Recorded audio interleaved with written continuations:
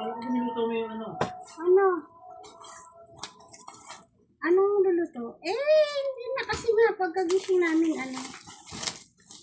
mamaya ka na, magbablog ako eh. Ganito ba magbukas? Diyan, jararan, buksan na natin yung 57 pesos na hangin, anong tawag dito? Hangin tray.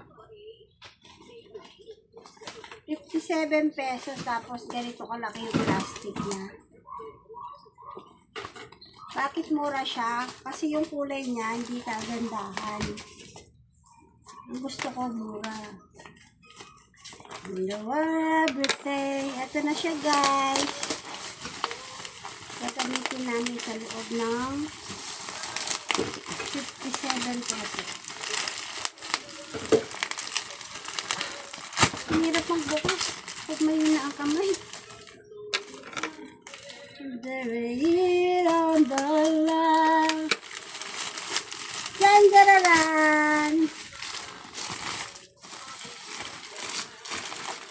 Mura siya kasi yung color niya brown. Wala naman yung available na gusto ko. Ito na lang.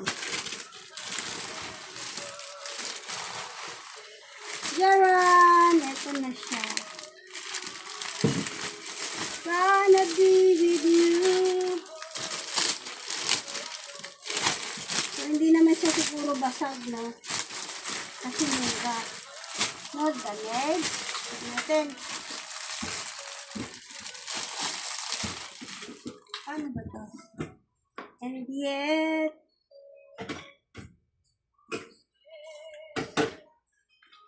ganito pala siya. Muntik ko na sirain. Pag ganito ka sana, buti na lang hindi ko bigla. So, ganito lang pala siya kadali. Ayun na yun. Ayun.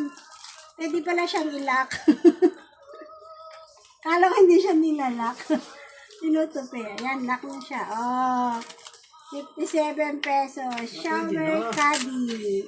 Bathroom accessories. Kasi ayaw na ko magbutas dito sa part ng CR. Kaya bumili na lang kami ng ganire. Shower caddy. Shower caddy sa halagang 57 pesos. So, yun lang guys. Happy na ako. May nakita kasi ako isang butas doon sa may So, hindi ko na kailangan magbutas na madami. Ito na lang, di ba? Para hindi ko masira yung bahay ni unit owner. Mura nga siya kasi, 57 lang. Gawa nga nung kulay. Yung kulay pink niya kasi, 150. O, diba? Laki ng difference.